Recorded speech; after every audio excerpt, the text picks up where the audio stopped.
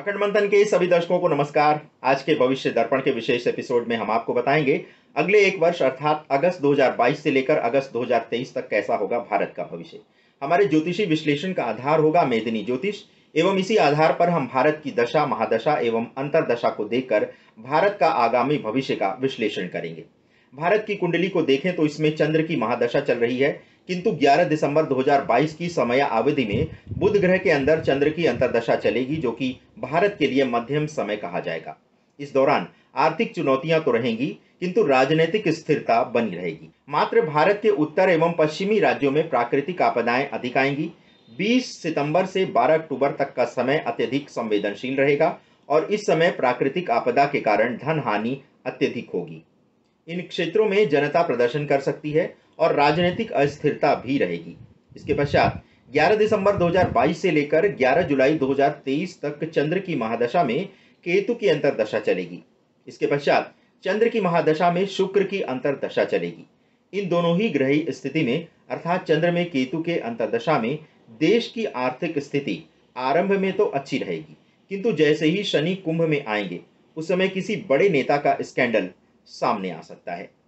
18 जनवरी 2023 से लेकर अगस्त 2023 तक दमन, महाराष्ट्र, गोवा, कर्नाटक, तमिलनाडु एवं केरल में राजनीतिक अस्थिरता एवं प्राकृतिक आपदा आने की अधिक आशंका है। कुछ राज्यों में ऐसी अराजक स्थिति उत्पन्न होगी कि इन राज्यों में यदि चुनाव हुए तो वहां की सत्ताधारी दल की सरकार पराजित हो सकती है। भारत की कुंडली को देखें तो यहाँ 7वें घर का शनि सूर्य, चंद्रमा, गुरु, शुक्र एवं केतु को देख रहा है। ऐसी स्थिति में भारत सरकार के विदेशों से संबंध अत्यधिक प्रभावित होंगे। या तो भारत की विदेश नीति में कुछ ऐसे निर्णय लिए जाएंगे जो विदेशों से संबंध को हानि पहुंचा सकते हैं, या फिर भारत सरकार विदेशों से व्यापार करने को लेकर जो नई नीतियां बनाएगी उसे लेकर भी भारत का विदेशों से व्यापार प्रभावित हो सकता है। भारत सरकार कुछ ऐसे राजनीतिक बयान भी दे सकती है जिससे विदेशों से संबंध बिगड़ जाएं। तो ऐसे में सत्ताधारी दल के नेताओं को बयान देते समय विशेष सावधान रहना होगा। 22 अप्रैल 2023 के पश्चात जब बृहस्पति मेष राशि में आएंगे तब गुरु एवं राहु का चंडाल योग होगा, क्योंकि मेष में राहु पहले से ही उपस्थित रहेगा। इस कालखंड में कुंभ में बैठा शनि अपनी तीसरी दृष्टि से देखेगा, तब भारत देश में किसी सांप्रदायिक या धार्मिक नेता के कारण सांप्रदायिक दंगे भड़क सकते हैं। ऐसे में आप सभी दर्शकों से अनुरोध है कि धर्म को लेकर दिए गए किसी भी बयान को देखते हुए उस पर आपको त्वरित प्रक्रिया नहीं देनी होगी, किसी के बहकावे में नहीं आना होगा। अपने बच्चों को भी ऐसे बयानबाजों से दूर रखना होगा।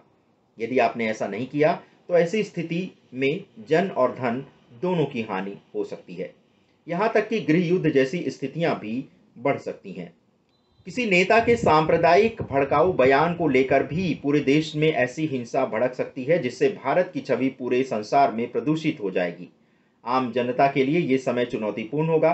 दवा कंपनी, रियल एस्टेट और राजनीति से जुड़े लोगों के लिए ये समय अच्छा कहा जाएगा। भारतवर्ष का 2023 का समय ऐसा रहेगा जिस समय यदि हम अपनी वाणी पर नियंत्रण रखेंगे और विकास पर अधिक जोर न देकर यथास्थिति बनाए रखने पर अधिक ध्यान देंगे तो स्थितियां नियंत्रित रहेंगी और हम अधिक बड़ी विनाश लीला से बचे रहेंगे। ये एपिसोड आप सभी को भयभीत करने के लिए नहीं अपितु सावधान करने हेतु निर्मित किया जा रहा है। जहां तक अभी तक का इतिहास है, जब कभी भी गृह युद्ध जैसी स्थितियां निर्मित होती हैं तो आम जनता को जन और धन दोनों की ही हानि होती है। नेता कभी भी किसी भी धार्मिक दंगे में अपने आप सुरक्षित रहते हैं, किंतु उनकी राजनीतिक महत्वाकांक्षा के चलते देश को विनाश के कगार पर खड़ा होना पड़ता है। इसमें हम सत्ताधारी और विपक्ष दोनों ही पक्षों के नेताओं को सावधान करना चाहेंगे कि इस कालखंड में आप अपनी वाणी पर नियंत्रण रखें और देश को विकास के पथ पर ना ले जाकर, बल्कि जो समय चल रहा है यदि उसी को यथास्थिति बनाए रखेंगे तो हम एक बहुत बड़े विनाशकारी समय से बच जाएंगे। कहते हैं कभी कभी कुछ ना करना भी कुछ करने से श्रेष्ठ होता है। जैसे जब किसी तालाब में पानी गंदा होता है और यदि उसे वैसा ही छोड़ दें तो गंदगी नीचे अपने आप बैठ जाती है और पानी स्वच्छ हो जाता है, किंतु यदि हम तालाब में हलचल उत्पन्न करेंगे तो पानी स्वच्छ कभी नहीं हो पाएगा। तो यहाँ कुछ ना करना ही श्रेष्ठ रहेगा। तो इसी प्रकार से आप सभी दर्शकों से अनुरोध है कि संकट के समय शांत बैठ जाना ही अधिक अच्छा रहेगा। धैर्य से कार्य करने से आपदाएं भी टल जाती हैं।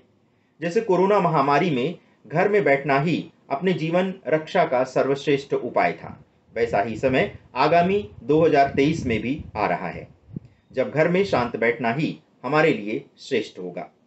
कैसा लगा आपको हमारा ये एपिसोड? अपनी राय हमारे व्हाट्सएप नंबर 7905414965 पर देना मत भूलिएगा।